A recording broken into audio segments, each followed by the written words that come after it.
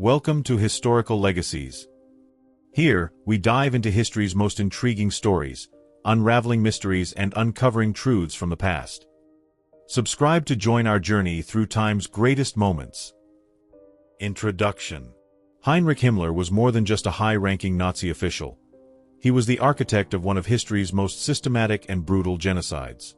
As Reichsführer-SS, he wielded immense power, shaping the ideology and structure of the SS, transforming it from a paramilitary organization into the driving force behind the Holocaust. His vision extended far beyond mere military operations. He sought to reshape society itself, enforcing Hitler's twisted racial ideology through mass extermination, forced labor, and eugenics programs. Under Himmler's leadership, the SS orchestrated the construction and operation of concentration and extermination camps, including Auschwitz, where millions perished. He played a pivotal role in implementing the final solution, overseeing the mass deportation and systematic execution of Jews, Poles, Romani people, Soviet POWs, and other targeted groups. Yet, despite his bureaucratic demeanor and calculated brutality, Himmler saw himself not as a monster but as a man fulfilling a higher duty to the Reich, an illusion that persisted until the Nazi Empire crumbled. This documentary peels back the layers of Himmler's life and actions, tracing his rise from a bookish, middle-class Bavarian to the mastermind of mass murder. It explores how he built the SS into an elite force of terror, developed policies that led to genocide, and ultimately met his downfall as the war turned against Nazi Germany. Through chilling historical records, testimonies, and expert analysis, we uncover the full extent of Himmler's role in the Nazi machine.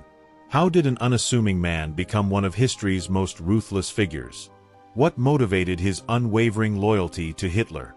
And in the end, did he truly believe in his cause, or was he simply lost in his own delusions of power? Documentary structure, 15 parts. From Bavarian student to Nazi loyalist, Himmler's early years.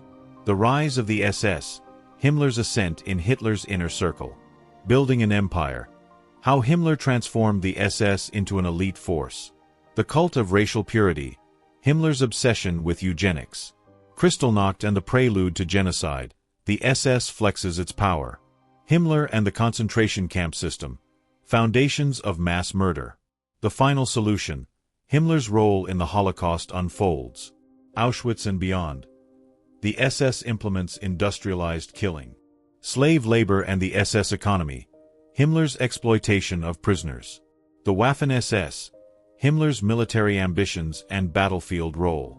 Occultism and mythology, Himmler's strange beliefs and the SS mysticism.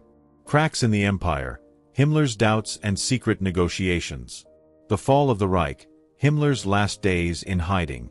Captured and cornered, Himmler's arrest and death. Legacy of a war criminal, the lasting impact of Himmler's crimes. Part 1. From Bavarian student to Nazi loyalist. Heinrich Himmler was born on October 7, 1900, in Munich, Germany. Raised in a strict, conservative, and deeply nationalistic household, he was the second of three sons in a middle-class family. His father, Gebhard Himmler, was a disciplined schoolteacher who had once worked for the Bavarian royal family, instilling in young Heinrich a sense of order, obedience, and ambition. However, Himmler was physically weak and socially awkward, traits that left him yearning for strength and belonging. World War I broke out when Himmler was just 14. Like many young Germans, he idolized the nation's military leaders and dreamed of battlefield glory. But by the time he was old enough to serve, the war had ended in Germany's humiliating defeat and the Treaty of Versailles, which imposed severe economic and military restrictions. This left a deep resentment in Himmler, fueling his nationalist beliefs and a desire to see Germany restored to greatness. After the war, Himmler pursued higher education at the Technical University of Munich, studying agronomy. Initially, he hoped for a career in agriculture, but economic hardship and personal dissatisfaction left him searching for something greater. During this period, he was influenced by radical nationalist and anti-Semitic groups, including the Free Corps, paramilitary units that violently opposed leftist movements. He became obsessed with ideas of racial purity and national rebirth, which would later define his leadership in the SS. In 1923, Himmler officially joined the National Socialist German Workers' Party, Nazi Party. That same year, he participated in the Beer Hall Putsch, Adolf Hitler's failed coup attempt to overthrow the Weimar government. Though the coup was crushed, the event strengthened Himmler's loyalty to Hitler, who was arrested but emerged as a powerful symbol of defiance. Unlike many other early Nazis who came from military or street-fighting backgrounds, Himmler's path to power was bureaucratic rather than violent. After the putsch, Himmler took on minor administrative roles within the Nazi Party, eager to prove himself. During this time, he encountered the Schutzstaffel-SS, a small paramilitary unit initially designed as Hitler's bodyguard force. Seeing its potential, he became deeply invested in its growth, recognizing that the SS could become something far greater, a tool for enforcing Nazi ideology, racial policies, and absolute control. By the late 1920s, Himmler was fully immersed in the Nazi movement. His combination of organizational skill, ideological fanaticism, and loyalty to Hitler set him apart from many of his peers. While still relatively unknown, his ambition was growing, and he saw the SS as his vehicle to power. Soon, he would take control of it, reshaping it into a ruthless force of terror. His transformation was just beginning. The next step in his journey would see him rise within Hitler's inner circle, cementing his role as one of the most feared men in Nazi Germany. Part 2. The Rise of the SS, Himmler's Ascent in Hitler's Inner Circle. When Heinrich Himmler joined the Schutzstaffel-SS in 1925, it was little more than a small bodyguard unit under the control of the larger and more dominant SA, Sturmabteilung. At the time, the SS had only about 280 members and was seen as a secondary force compared to the SA's massive paramilitary presence. But Himmler, with his organizational skills and ideological zeal, recognized that the SS could become much more, a disciplined, elite force loyal only to Hitler. His opportunity came in 1929, when Hitler appointed him Reichsführer-SS, making him the leader of the SS. From that moment, Himmler embarked on a systematic transformation, expanding the SS into a force that would eventually wield unparalleled power in Nazi Germany. His vision was to turn the SS into an ideologically pure, racially selected elite corps, separate from the rowdy, undisciplined ranks of the SA. Himmler rapidly expanded SS membership, growing it from 280 men to over 50,000 by 1933. Unlike the SA, which was filled with street brawlers and ex-soldiers, Himmler focused on strict selection criteria, requiring members to meet racial, physical, and ideological standards.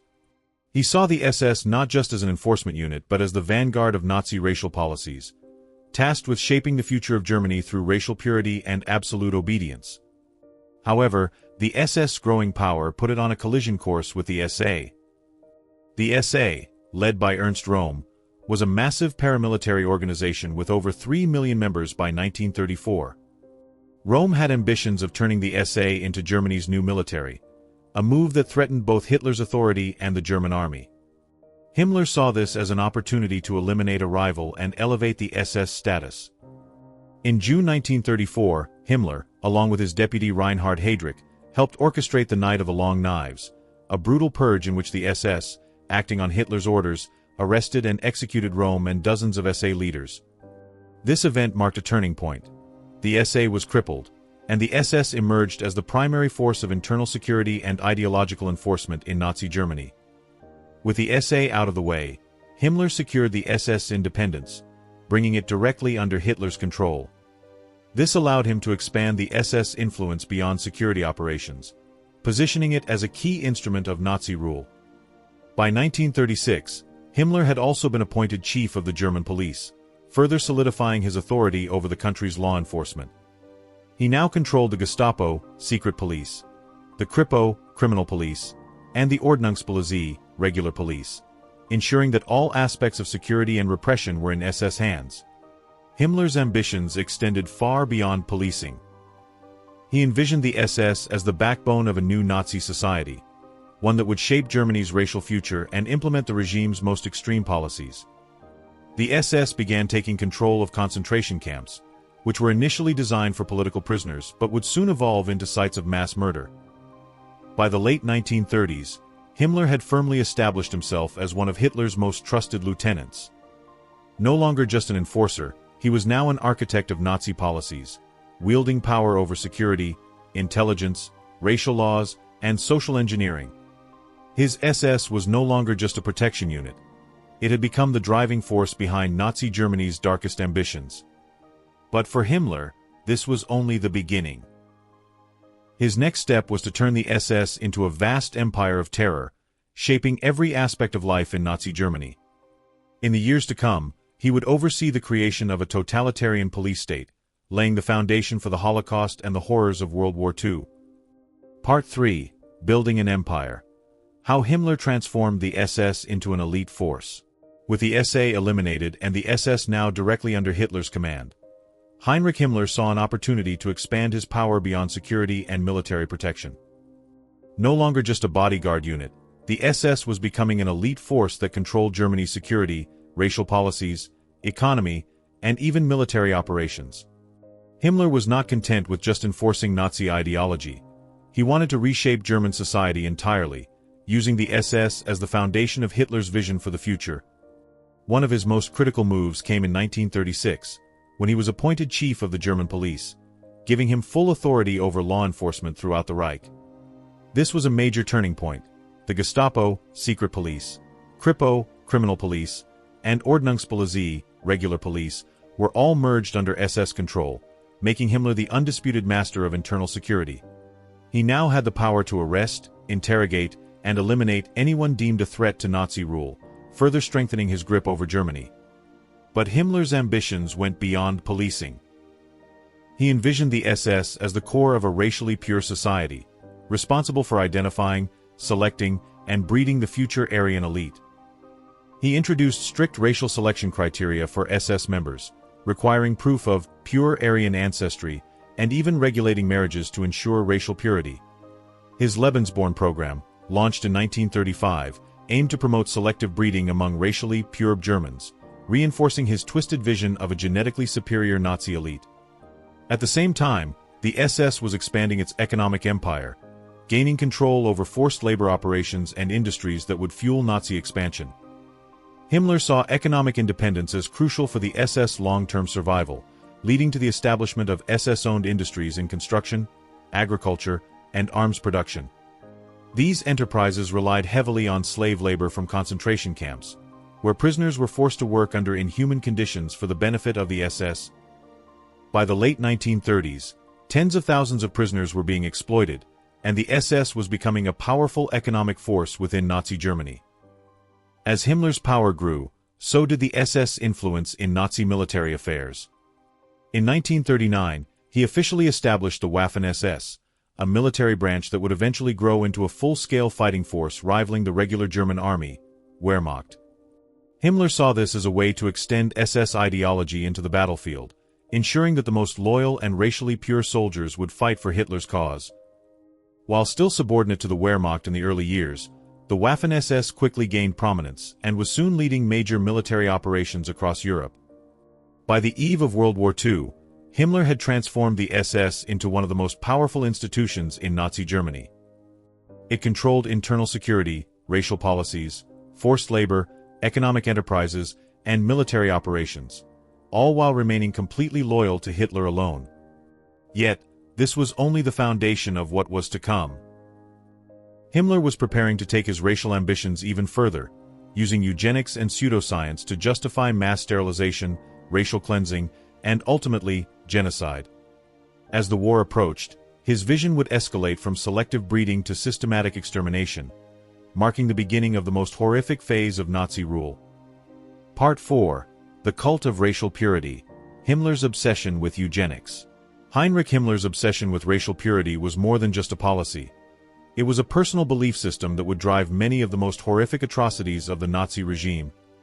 His vision for the future of the Third Reich centered around the idea that only a racially pure Aryan population could sustain the Nazi Empire, and he saw the SS as the guardian of this racial utopia. For Himmler, the preservation and enhancement of the Aryan race was the ultimate goal, and he dedicated the full resources of the SS to pursuing this twisted ideology. One of the primary vehicles for Himmler's racial agenda was the Lebensborn program, which he established in 1935. The program aimed to promote the reproduction of racially pure Germans by encouraging SS members to father children with racially suitable women, often unmarried women of Aryan descent. These children were considered the next generation of the Nazi elite, who would be raised to uphold the regime's racist and fascist values. Himmler even offered financial incentives and state support for those who participated in the program, trying to increase the birth rate of what he considered the racially superior segment of society. But Himmler's obsession with racial purity went far beyond breeding programs. He was an ardent supporter of forced sterilization for those he deemed genetically inferior. This included not only Jews, Romani people, and disabled individuals, but also others whom the Nazis considered racially undesirable, including Slavs, homosexuals, and those with hereditary illnesses. By 1939, sterilization was already being enforced across the Reich, leading to the forced sterilization of hundreds of thousands of individuals who were seen as a threat to the Nazi vision of genetic superiority. Himmler also used his power to enforce increasingly draconian racial laws, including the Nuremberg laws that prohibited marriages and sexual relations between Aryans and non-Aryans. These laws were meant to prevent the contamination of the Aryan race, and Himmler's SS was the chief institution tasked with ensuring compliance. The SS set up special units to monitor families, scrutinize racial backgrounds, and enforce Aryan blood purity, enforcing these laws with ruthless efficiency. In addition to forced sterilizations and marital restrictions, Himmler's racial policies led to the abduction of children from occupied territories, particularly in Poland and the Soviet Union. Himmler ordered the kidnapping of children who appear to have Aryan features, often taking them from their parents, so they could be raised in Germany as part of the future Aryan elite. Those who did not meet the SS racial standards were often sent to concentration camps or used for forced labor, while the children with the desired Aryan traits were given to SS families or fostered by Nazi families. Himmler justified these racial policies through pseudoscience, relying on racial anthropology, skull measurements, and questionable genetic theories to support his vision of Aryan superiority. He consulted with SS-appointed experts in genetics and racial studies, who produced research that supported the regime's belief in the genetic inferiority of Jews, Slavs, and other groups. In this way, Himmler's scientific racism served to rationalize and legitimize policies that would later lead to genocide. Ultimately, Himmler's obsession with racial purity served as the ideological foundation for many of the atrocities that the SS would carry out during the war. His vision for a racially homogeneous society led directly to the systematic dehumanization, segregation, and eventual extermination of millions of people. Primarily Jews, but also Romani people, disabled individuals, and others deemed racially inferior. Himmler's rigid adherence to his belief in racial superiority would soon transform into the industrialized genocide that defined the Holocaust. The obsession with creating a perfect Aryan race would not only lead to policies of forced sterilization and child abduction, but also create the framework for the mass execution of those deemed undesirable. This would set the stage for Kristallnacht and the brutal actions that would follow. Part 5. Kristallnacht and the Prelude to Genocide. The SS flexes its power. On the night of November 9, 1938, a wave of state-sponsored violence erupted across Nazi Germany and Austria, an event known as Kristallnacht, or the Night of Broken Glass. This was not a spontaneous outburst of rage, but a coordinated attack orchestrated by the Nazi regime, specifically Heinrich Himmler and the SS. The violence was aimed directly at Germany's Jewish population, and it marked a critical turning point in the Nazi regime's treatment of Jews. The SS played a pivotal role in Kristallnacht, where they were tasked with directing the violent mobs, arresting thousands of Jewish men, and destroying Jewish-owned businesses, synagogues, and homes across the Reich. Himmler's influence within the SS ensured that the attacks were carried out with military precision, despite their chaotic appearance on the surface. Police officers and SA members also took part in the violence, but it was the SS that coordinated the systematic arrest of Jewish men, many of whom were sent to concentration camps immediately after the attacks.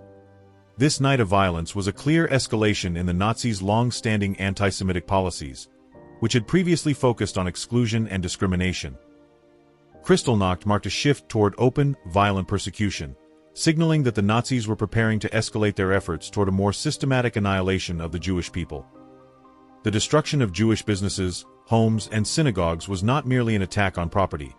It was a symbolic act of violence against an entire group of people, meant to demonstrate the regime's power and control. In the aftermath of Kristallnacht, the SS began to systematically enforce anti-Semitic laws that had been in place since the Nuremberg laws of 1935. The Gestapo, under Himmler's control, rounded up thousands more Jews, ensuring that those targeted by the racial purity laws were separated from the rest of society. Jewish people were now subjected to increasing restrictions on their public and private lives, with many being arrested and sent to concentration camps without trial. The SS enforced these policies with ruthless efficiency, and the Gestapo was tasked with identifying and eliminating anyone perceived as a threat to Nazi racial ideology. Kristallnacht also marked a key moment in the rise of the SS as the primary enforcers of state violence. Himmler had already established the SS as a multifaceted institution that controlled police, military, and security functions across the Reich. Following Kristallnacht, Himmler's SS became even more deeply involved in the day-to-day enforcement of Nazi law and order, helping to normalize violence as a tool of governance. The Waffen-SS grew in prominence, and the SS gained even more authority, not only over security but also in administering brutal policies against Jews, Romani people, and other undesirables. Kristallnacht was the first step in the genocide of European Jews, but it was not the final act. It set the stage for the formalization of genocide, turning what had been a campaign of discrimination into a full-fledged program of extermination. Himmler's SS would soon be responsible for the deportation of Jews to concentration camps, and eventually, the industrialized murder that would become the Holocaust. The night also demonstrated the role of Nazi propaganda in justifying such violence. While the SS and Gestapo orchestrated the destruction, Nazi propaganda outlets downplayed the regime's responsibility, presenting the event as a spontaneous uprising by ordinary Germans against the Jewish population. This narrative allowed the regime to distance itself from direct culpability, even though it was the Nazi leadership, under Himmler's guidance, that had planned and executed the atrocities. Kristallnacht wasn't just a violent outburst. It was a significant moment in the SS transformation from a security organization into a force capable of overseeing and carrying out mass murder. This brutal act set the stage for the Holocaust, with the SS playing an ever-increasing role in what was to come. Part 6. Himmler and the Concentration Camp System. Foundations of Mass Murder. The creation and operation of the concentration camp system was one of Heinrich Himmler's most chilling contributions to Nazi ideology and the machinery of mass murder. Himmler's vision for the SS role in policing and controlling the population was expanded significantly with the establishment of concentration camps, which would evolve from places of detention to tools of systematic genocide. The first concentration camps were established shortly after Hitler came to power in 1933, as the Nazi regime sought to eliminate perceived enemies of the state, political dissidents, communists, and anyone deemed a threat to the Nazis' hold on power. Initially, these camps were intended to detain individuals without trial and punish them for political reasons. But as Himmler and the SS grew in power, the camps quickly became part of a broader systematic plan of racial and political persecution. Himmler's role in the development of the concentration camp system cannot be overstated. He was instrumental in overseeing the construction of a vast network of camps, which would include not just labor camps, but also death camps, where the extermination of targeted populations would become the central mission. Under Himmler's guidance, the SS took control of the entire camp infrastructure, consolidating its political, security, and military powers to ensure its dominance within the Nazi regime. The SS administrative authority over the camps expanded dramatically under Himmler's leadership, and the SS developed a brutal, efficient system of camp management that would ensure that millions of people were detained, exploited for forced labor, or ultimately executed. In this process, Himmler's obsession with racial purity was integrated into the concentration camp system, as the SS became responsible for sorting and identifying Jews, Romani people, disabled individuals, political enemies, and anyone who failed to meet the Nazis' racial standards. By 1940, the SS had expanded the camp network significantly, building more facilities across Germany and Nazi-occupied Europe. The most infamous of these camps was Auschwitz, which, under Himmler's oversight, became the site of industrialized mass murder. Himmler and the SS oversaw the construction of gas chambers at Auschwitz and other camps, where millions of Jews, Romani people, disabled individuals, and Soviet prisoners of war were murdered using carbon monoxide or Zyklon B gas. The purpose of these camps shifted rapidly from political repression to racial extermination, with Himmler's SS pushing forward plans for the final solution: the systematic genocide of the Jewish people.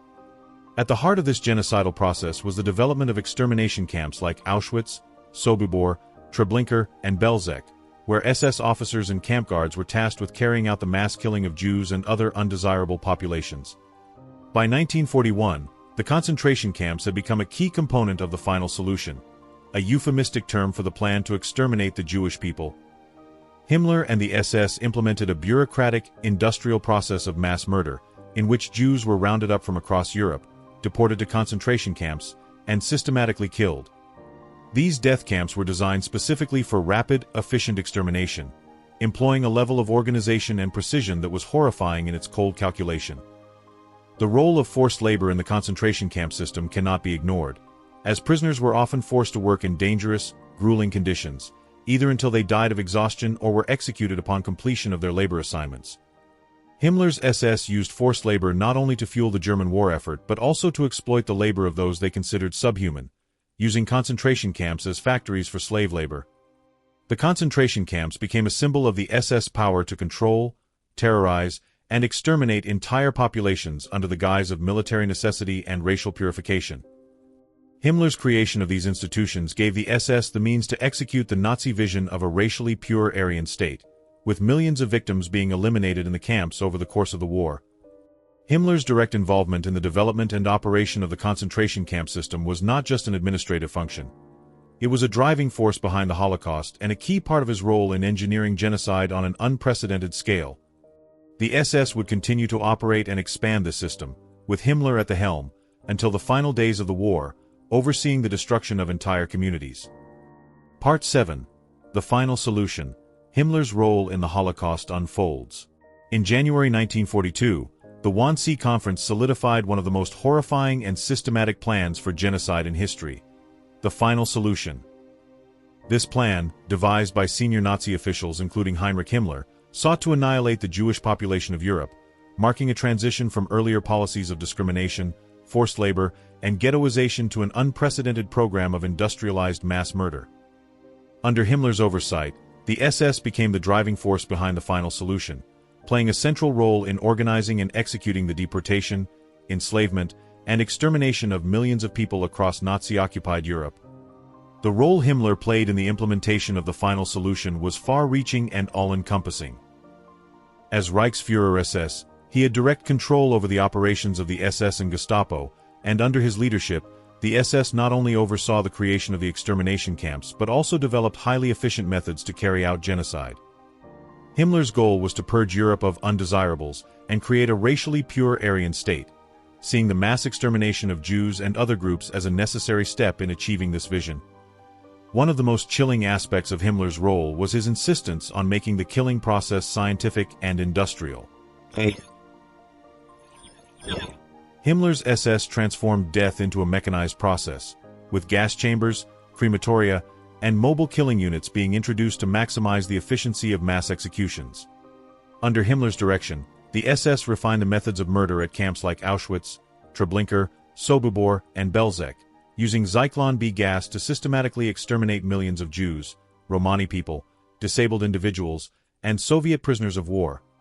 Himmler's obsession with racial purity led to the establishment of death camps, specifically designed to be places of industrialized killing. At Auschwitz, one of the largest extermination camps, Himmler ensured that the gas chambers could kill thousands of people each day, with the bodies being disposed of in crematoria.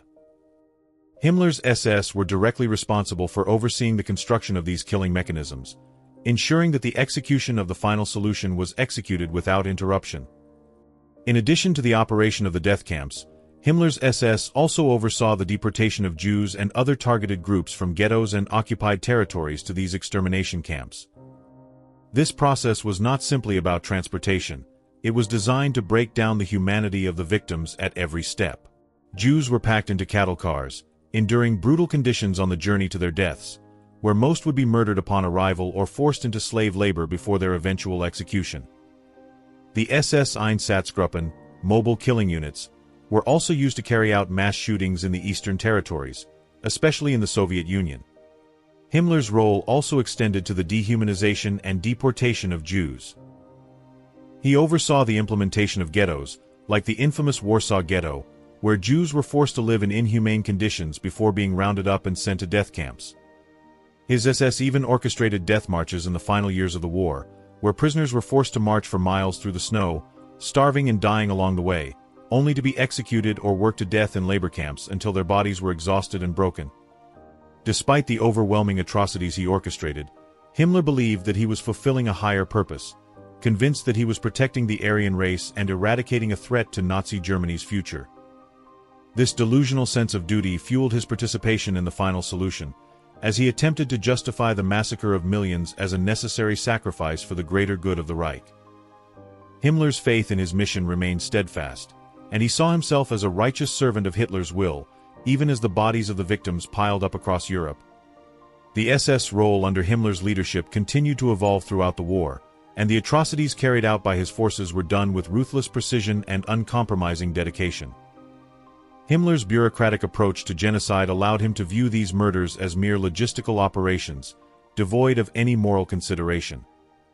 This chilling detachment was critical in making the final solution as efficient and widespread as it became. He believed in the ultimate goal, an ethnically pure Aryan state, even as it required the destruction of entire populations. Himmler's role in the final solution was one of the most pivotal and brutal in Nazi Germany, and the scale of his involvement in organizing the systematic extermination of millions of people cannot be overstated. Under his leadership, the SS carried out a plan that was not just about killing. It was about erasing entire groups of people from the face of the earth in a methodical, industrialized manner, with the full support of Himmler's ideology and his loyalty to Hitler's vision.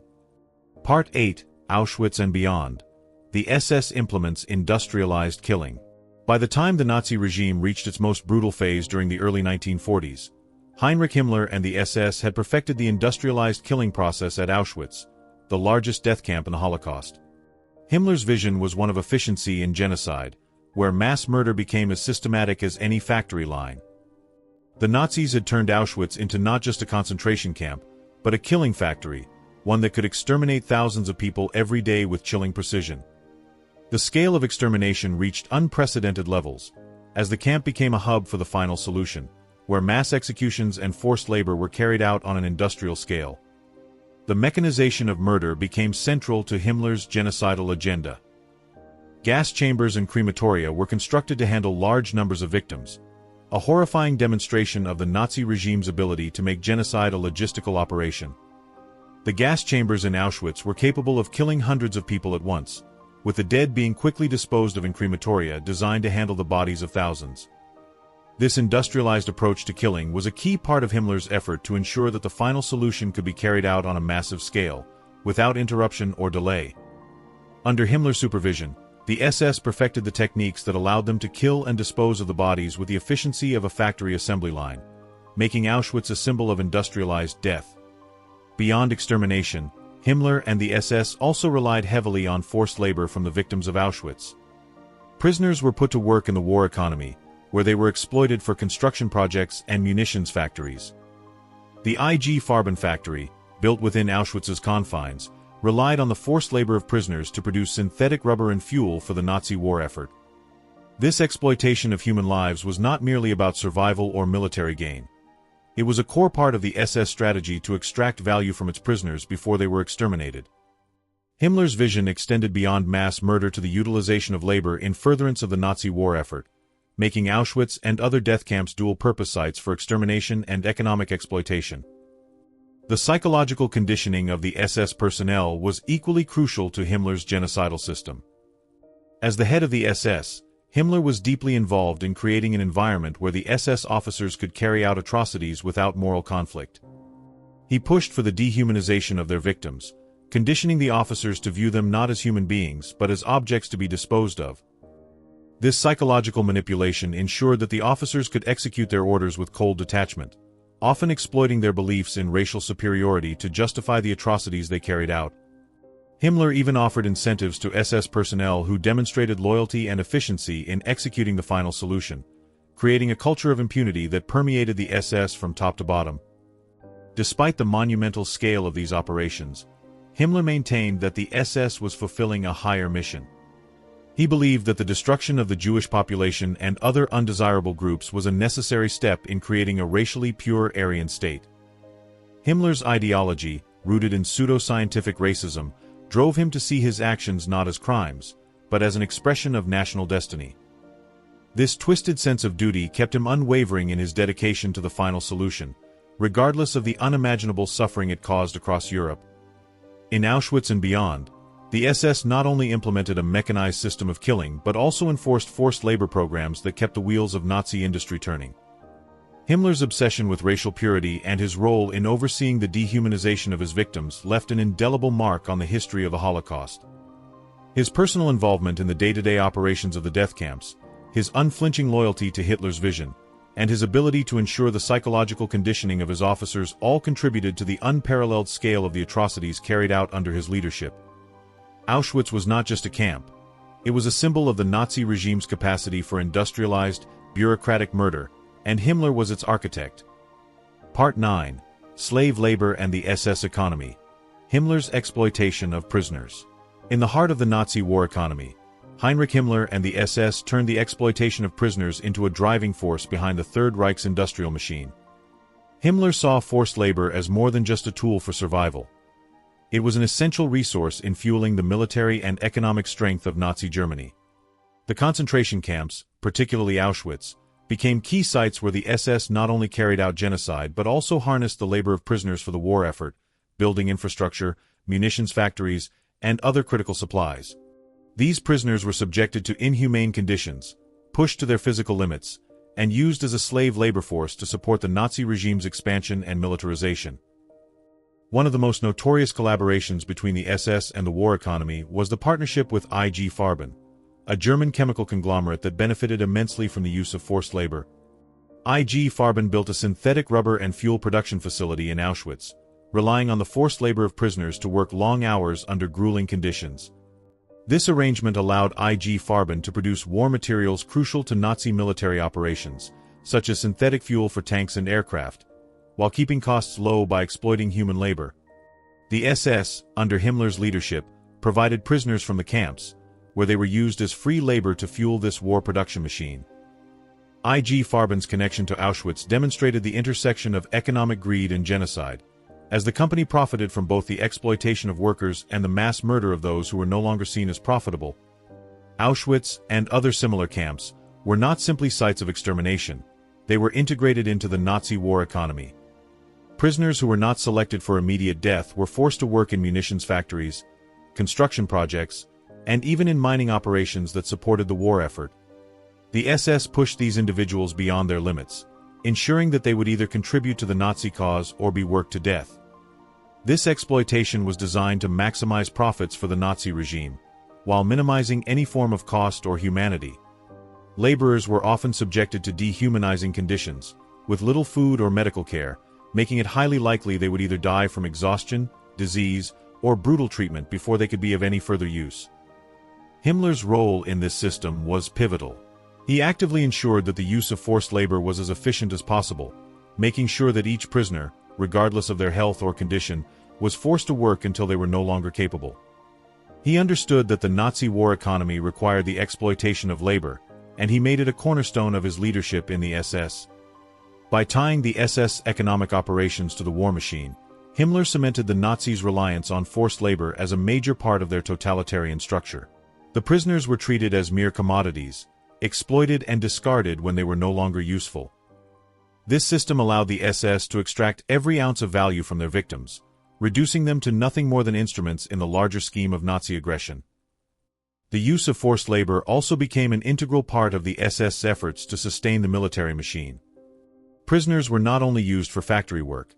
Some were recruited into various auxiliary roles, supporting the front lines and providing essential manpower for military operations. This diverted resources away from the civilian population and allowed the Nazi state to keep its military apparatus running smoothly, even as the war intensified.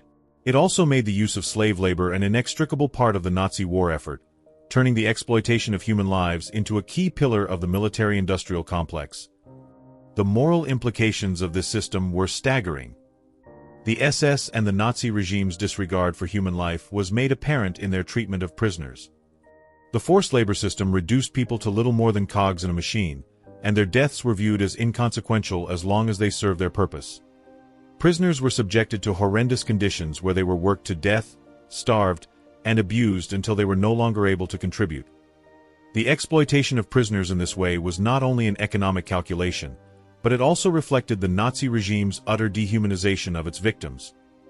In Auschwitz and the wider network of Nazi concentration camps, Himmler's exploitation of forced labor proved to be a major catalyst in sustaining the Nazi economy during the war. Through the collaboration with IG Farben and the use of slave labor in war production, Himmler ensured that the SS not only contributed to the Nazi war machine, but also profited from the systematic exploitation of human lives. This contributed to the sustained horrors of the Holocaust, where millions of lives were destroyed not only through genocide but also through economic exploitation under the most brutal conditions imaginable. Part 10. The Waffen-SS, Himmler's military ambitions and battlefield role. Heinrich Himmler's vision for the SS extended far beyond its role as an instrument of terror and oppression. From its inception, he sought to transform it into an independent military force that would rival the Wehrmacht itself. This ambition materialized in the Waffen-SS, an elite combat branch that played a crucial role on the battlefields of World War II, while also serving as a direct extension of Nazi ideological warfare. Under Himmler's leadership, the Waffen-SS expanded rapidly, growing from a small paramilitary unit into a force of nearly 1 million soldiers by the war's end. Though initially dismissed by the German army as little more than a political tool, the Waffen-SS soon proved its military effectiveness while also cementing its reputation for extreme brutality. From the start, Himmler envisioned the Waffen-SS as a fighting force that would be both fanatically loyal to Hitler and completely separate from the traditional military hierarchy. Unlike the Wehrmacht, which operated under traditional Prussian military discipline, the Waffen-SS was built on Nazi racial ideology, with soldiers subjected to intense indoctrination emphasizing Aryan superiority and unwavering obedience. Himmler personally oversaw recruitment, initially demanding strict racial criteria. Only those of supposed pure Germanic descent were permitted to join. However, as the war intensified and German casualties mounted, these standards loosened dramatically. Himmler, desperate for manpower, expanded recruitment to include foreign volunteers from occupied Europe, including Dutch, Flemish, French, Ukrainians, Scandinavians, and even Bosnian Muslims, whom he saw as warriors who could serve the Nazi cause despite their non-Germanic origins. By 1944, as the Reich faced collapse, criminals, political prisoners, and conscripts were forced into the Waffen-SS, further diluting the once elite force. On the battlefield, Waffen-SS divisions gained a reputation for ferocity, discipline, and tactical innovation, engaging in key battles across Europe and the Eastern Front. They spearheaded the invasions of Poland, France, and the Soviet Union, proving instrumental in Hitler's early victories. However, their battlefield prowess was accompanied by ruthless atrocities, with Waffen-SS troops often committing massacres against civilians and surrendering soldiers. Operation Barbarossa, the Nazi invasion of the Soviet Union, saw Waffen-SS units executing entire villages as part of Nazi reprisal policies. They played a major role in anti-partisan operations, burning towns, deporting civilians, and carrying out mass executions, particularly in Eastern Europe. Some of its most notorious units, such as the 1st SS Panzer Division Leibstandard Adolf Hitler and the 12th SS Panzer Division Hitlerjugend, became synonymous with both military effectiveness and war crimes. One of the Waffen-SS's darkest moments came with its direct involvement in mass executions, reprisals, and systematic war crimes. The Malmedy Massacre, where Waffen-SS soldiers executed American prisoners of war during the Battle of the Bulge, became one of the most infamous atrocities on the Western Front. In Oradour-sur-Glane, an entire French village was massacred in retaliation for resistance activity, with men shot and women and children burned alive in a church. The Waffen-SS was also deeply involved in the implementation of Nazi racial policies, assisting in mass deportations to concentration camps and often serving as execution squads in occupied territories. Despite its combat capabilities, the Waffen-SS was never truly accepted by the Wehrmacht. German military officers viewed Himmler's force as politically motivated, ideologically extreme, and poorly trained in conventional strategy. While some Waffen-SS divisions were elite, others were hastily assembled and undertrained, leading to disastrous battlefield failures. Himmler, lacking true military experience, interfered in strategic decisions, often prioritizing Nazi ideology over practical warfare. His dream of an independent SS-led military empire clashed with reality, as Waffen-SS forces suffered devastating losses, particularly on the Eastern Front. By late 1944, as the Third Reich crumbled, the Waffen-SS was a shadow of its former self. Entire divisions were wiped out, and Himmler, in desperation, lowered recruitment standards further, incorporating teenagers, older men, and even forced recruits from concentration camps. The Waffen-SS fought to the bitter end, defending Berlin during the final days of the war, with many of its members refusing to surrender even as the Reich collapsed around them. After the war, the Waffen-SS was declared a criminal organization at the Nuremberg trials, permanently sealing its fate as an instrument of Nazi terror. Despite this, many former SS officers attempted to rewrite history, portraying the Waffen-SS as a purely military organization that had no role in Nazi war crimes. However, overwhelming evidence showed that the Waffen-SS was not just a battlefield force but a key enforcer of Nazi racial policies. Himmler's grand vision of an ideologically pure, elite fighting force had ultimately backfired. His beloved Waffen-SS became a symbol of fanaticism, atrocities, and the self-destruction of the Nazi regime. Part 11. Occultism and Mythology. Himmler's strange beliefs and the SS mysticism. Heinrich Himmler was not just a ruthless enforcer of Nazi policies. He saw himself as the architect of a mystical new order, one that would reshape German society through a fusion of ancient mythology, pseudo-history, and Nazi ideology. Unlike Hitler, who viewed the occult as impractical, Himmler fully embraced esoteric traditions, attempting to mold the SS into a mystical order modeled after medieval knights and Germanic warrior cults. His obsession with mythology, astrology, and pagan rituals was not merely a personal eccentricity. It directly influenced SS ideology, Nazi propaganda, and even military strategies. Himmler envisioned the SS as an elite racial and spiritual aristocracy, distinct from both the Wehrmacht and the German populace.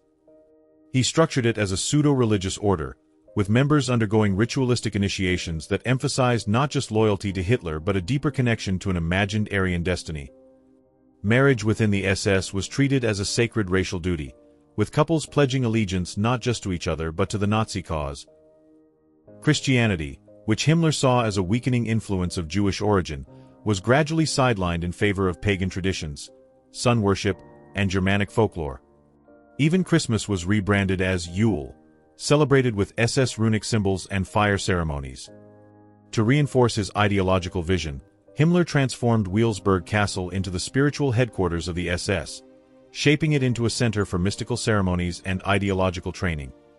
The castle's Hall of the Supreme Leaders featured a black sun symbol, a 12-spoke design that Himmler believed represented the hidden power of the Aryan race. Wilsberg was intended to be the Camelot of the SS, a place where future Nazi elites would gather after Germany's victory to rule over their empire with a mystical doctrine. Himmler's obsession with the past extended into pseudo-archaeological expeditions under the Ahnenerbe Ancestral Heritage Institute. He sent SS-backed teams across the world to find evidence of Aryan superiority, including expeditions to Tibet, 1938-39, seeking links between Aryans and ancient Buddhist traditions, hoping to prove that Nazi racial theories had deep historical roots. Scandinavia and Germany, excavating Viking and Germanic sites to prove that Aryans had ruled Europe since antiquity. Atlantis. Himmler believed that Atlantis was a lost Aryan civilization, destroyed by racial mixing, a myth he wanted to use as justification for Nazi racial policies. Beyond archaeology, Himmler also placed great trust in astrology and supernatural guidance, believing that hidden cosmic forces could influence the war's outcome. He consulted astrologers, diviners, and clairvoyants, especially in moments of crisis. While most Nazi leaders, including Hitler and Goebbels, dismissed such practices as nonsense, they tolerated Himmler's mysticism as long as it didn't interfere with the war effort. However, as the tide of war turned against Germany, even Himmler's faith in mystical forces could not prevent the Reich's collapse. By the final years of the war, Himmler's obsession with the occult had alienated many within the Nazi leadership. His fantasies of an SS-led Aryan empire crumbled in the face of military defeats and internal doubts. Many SS officers rejected his mysticism as impractical, causing divisions within the SS itself. As Nazi Germany fell, Wilsberg was abandoned, its grand visions reduced to ruins. The spiritual order that Himmler had dreamed of had become nothing more than another casualty of the Reich's downfall. After the war, the Nuremberg trials classified the SS as a criminal organization, and its occult connections faded into history, but not entirely. Elements of Himmler's mystical beliefs were later revived by neo-Nazi and occultist groups, keeping alive his distorted vision of Aryan supremacy through extremist symbolism and conspiracy theories. His attempt to blend mythology, mysticism, and politics had ultimately achieved nothing but destruction, serving as yet another example of how Nazi ideology was built not on reality, but on delusions of power and destiny. Part 12. Cracks in the Empire. Himmler's doubts and secret negotiations. As Nazi Germany neared its collapse, Heinrich Himmler, once the loyal and fanatical enforcer of Adolf Hitler's will, began to show signs of profound disillusionment. The Reichsführer-SS, who had tirelessly helped build and expand the Nazi state, now found himself confronting a grim reality. Defeat was inevitable, and his carefully crafted empire was crumbling. The man who had transformed the SS into the most powerful and feared force in Europe was now questioning Hitler's leadership, fearing for his own survival, and desperately seeking a way out of the chaos. By 1943, the disastrous defeat at Stalingrad had shaken the Nazi war effort to its core. Himmler, who had once maintained unshakable confidence in Germany's victory, now began to doubt the possibility of a successful outcome. As the Soviet army gained ground in the east and the Allies advanced from the west, Himmler started to see that Hitler's refusal to entertain peace talks could lead to Germany's complete destruction. While Hitler remained adamant about total war, Himmler believed a strategic surrender might be the only way to preserve the Reich, or at least save himself. During the mid-1940s, Himmler began making secret overtures to the Western Allies, hoping to broker a peace deal while keeping the fight going in the East against the Soviet Union. These covert negotiations were carried out through intermediaries, including the Swedish diplomat Folke Bernadotte, who had been tasked with negotiating the exchange of prisoners. Himmler's offer was bold.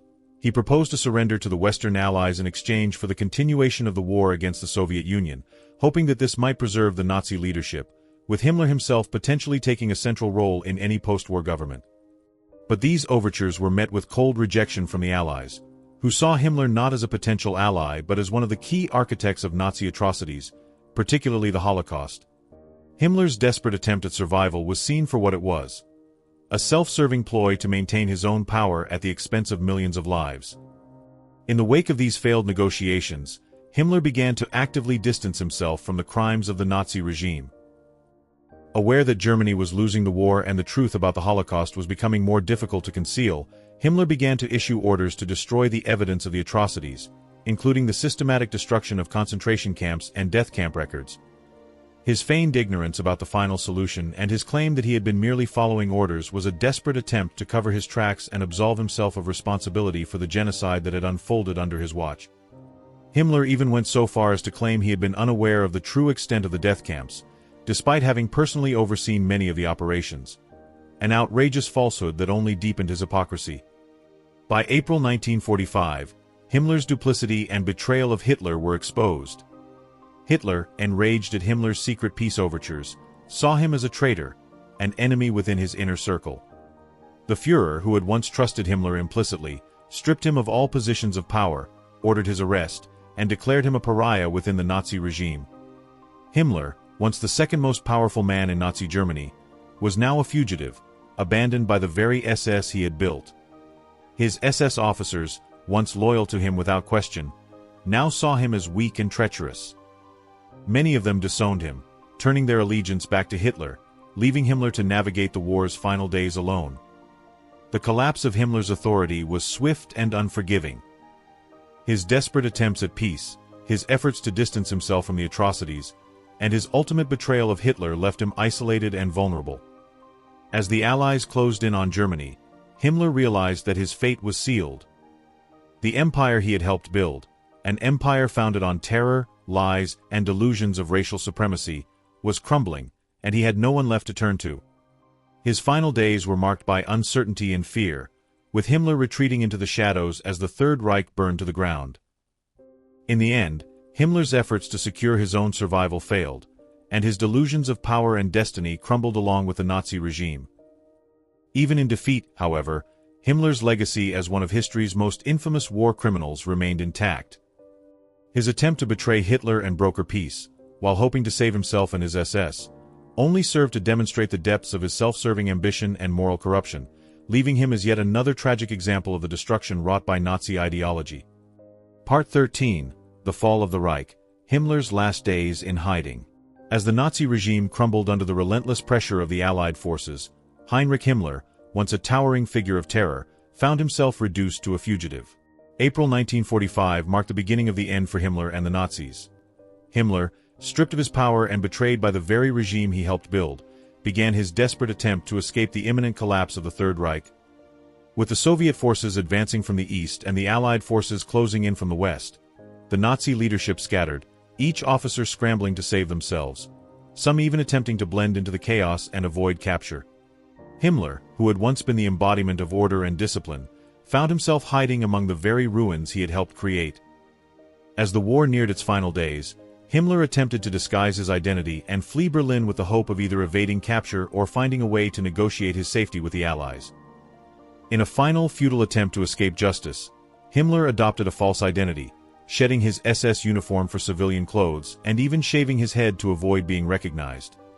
His disguise was an act of desperation, a symbol of his fear and a recognition that his previous identity as Reichsführer-SS would only bring about his capture. His escape route took him through safe houses, relying on loyal SS officers who still believed they could protect him, even as Germany's fate was sealed. His actions showed a sharp contrast to the man who had once stood at the pinnacle of Nazi power, now reduced to fleeing from his own past. Himmler's desperate actions in these final days were not just physical but deeply emotional as well. He became acutely aware of his situation. The SS had abandoned him, the Nazi Empire was disintegrating, and he had no support from either the Allies or the remnants of the Reich. Increasingly paranoid and consumed with the need to save himself, Himmler pursued various secret efforts to negotiate with the Western Allies, hoping they would be willing to accept him and his vision of post-war Germany, but his pleas were met with cold indifference. His duplicity, seen throughout the war, now came to a head as he was desperate to keep his life, all while denying responsibility for the atrocities he had so meticulously orchestrated. The notion of escaping to South America, particularly Argentina, was an increasingly common plan among high-ranking Nazis looking to avoid justice in Europe. Himmler, like others in his circle, held on to the hope that the remnants of the Nazi network could protect him, and that he could escape the Allies' reach by disappearing in the shadows of a post-war world. However, his plans for escape were thwarted when he was captured by British forces near Lüneburg, in northern Germany, on May 21, 1945. His attempts to flee the clutches of the Allies became irrelevant. His self-deception had come to an end, and now he faced the consequences of his role in the war. Himmler's capture marked the final chapter of his once powerful life. In British custody, Himmler initially attempted to play the part of the innocent victim. He falsely claimed he was merely a low-ranking officer, one caught in the confusion of the war's final days. This deception, however, was short-lived, as the Allies swiftly identified him and placed him under guard while awaiting further interrogation.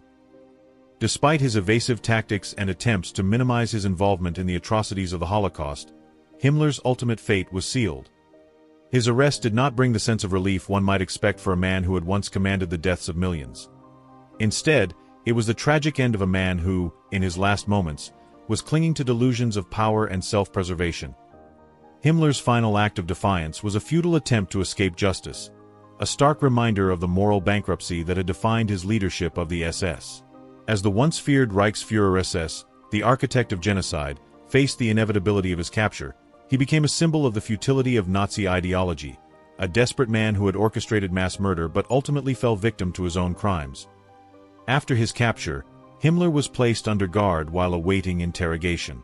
However, the story of his final moments took a more tragic turn. The very man who had once been Hitler's most trusted officer, the very architect of the Holocaust, died in an incredibly anticlimactic and tragic fashion. Just hours after his capture, Himmler committed suicide by ingesting cyanide hidden in his mouth. His death, whether a final act of control or simply a desperate escape from the shame of his crimes, sealed the end of Himmler's influence in the Nazi regime. His suicide was the final, ironic twist of a man who had lived and died in the shadow of his own delusions of grandeur. In the end, Himmler's legacy was irredeemable, a man who had participated in history's darkest chapter, whose deceptive survival tactics and betrayal of the regime he helped create could never erase the horrors he was responsible for. His fall from power was as sudden and complete as the collapse of Nazi Germany itself, leaving him as just another piece of the tragic puzzle of the Third Reich's end. Part 14. Captured and Cornered, Himmler's Arrest and Death. Captured while attempting to disappear into the ruins of a shattered Reich, Heinrich Himmler's final days were marked by desperation, deceit, and ultimately, a last act of control. On May 21, 1945, Himmler was intercepted by British forces near Lüneburg, attempting to pass as a regular German soldier under the false name of Heinrich Himmler. His once feared authority had crumbled, leaving him as just another fugitive of a defeated regime, stripped of his power and significance. With his head shaved and his SS uniform abandoned, Himmler believed he could vanish among the millions of displaced people, but his nervous demeanor and incomplete documentation raised suspicions. British officers, accustomed to dealing with high-ranking Nazi fugitives, quickly detained and transported him to an interrogation center. Despite his weakened position, Himmler still clung to the belief that he could negotiate his survival. He likely assumed that his attempts to reach out to the Western Allies in the final months of the war would offer him some leverage, that he could present himself as a useful asset against the Soviet Union. However, the British had no interest in any negotiations. They recognized him immediately and prepared for his interrogation. Stripped of his power, abandoned by the Nazi leadership, and now at the mercy of his enemies, Himmler faced the undeniable reality that there was no escape. During a routine search before questioning, British officers demanded that Himmler open his mouth to ensure he had no hidden poison.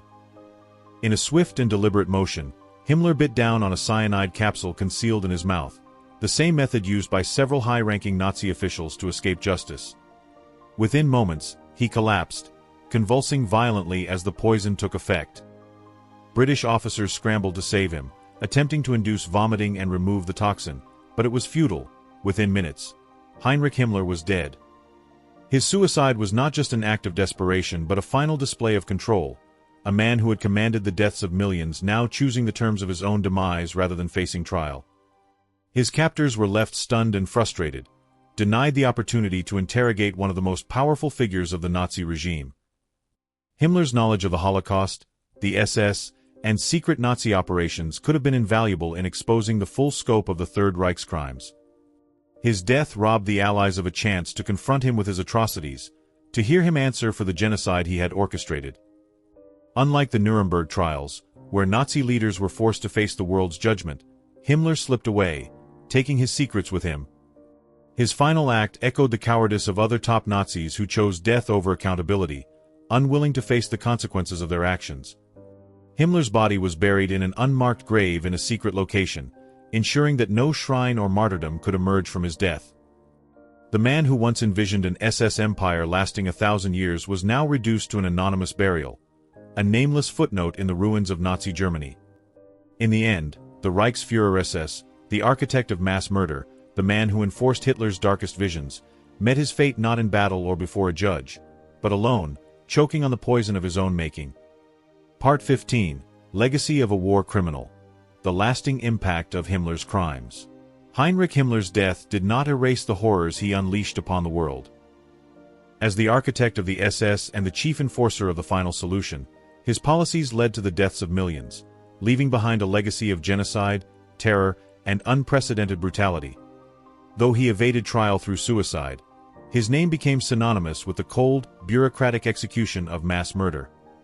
Unlike Hitler, whose fiery rhetoric drove the Nazi movement, Himmler operated in calculated silence, meticulously organizing the machinery of extermination without hesitation or remorse. His role in shaping Nazi Germany's racial policies, concentration camps, and extermination programs ensured that his influence would be felt long after his death. The Nuremberg trials, though missing Himmler in the defendant's chair, placed his crimes at the center of international justice. His subordinates, including key SS officers, faced judgment for the atrocities they committed under his command. Prosecutors presented mountains of evidence detailing how Himmler's SS transformed from a paramilitary force into an instrument of systematic genocide. Testimonies from Holocaust survivors exposed the extent of the suffering he orchestrated, ensuring that history would remember his name alongside those of history's most notorious war criminals. Yet, his suicide denied the world the chance to see him confronted with his crimes, to hear him attempt to justify the unjustifiable, or to watch him stand before the verdict of humanity.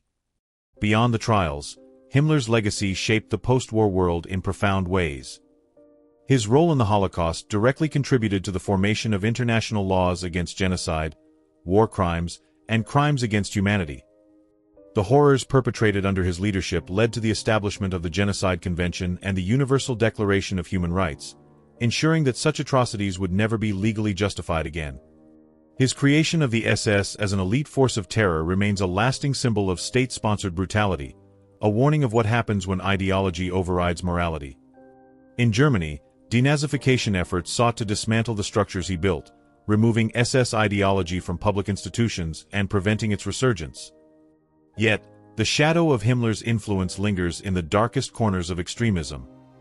His obsession with racial purity and SS mysticism still resonates with fringe hate groups that twist history to suit their own agendas.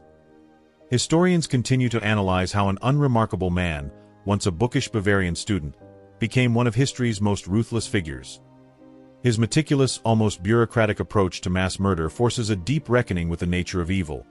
Was he a true believer in his cause, or simply a man who lost himself in the pursuit of power? Survivors of his atrocities, those who endured the unimaginable suffering he engineered, became living testaments to the crimes he tried to conceal. Their stories serve as an eternal reminder of what happens when blind loyalty, racial hatred, and unchecked authority collide. The lessons of Himmler's reign stretch far beyond the confines of history books. They remain warnings for modern society. His legacy stands as a brutal testament to the dangers of ideological extremism, the perils of dehumanization, and the consequences of a world that turns a blind eye to evil. In the end, Himmler's name is remembered not for military conquests or political achievements, but for the scars he left on humanity, a legacy of horror that must never be forgotten. Thanks for tuning in to Historical Legacies. If you enjoyed this dive into history, please like, subscribe, and share. Join us next time for more fascinating stories from the past.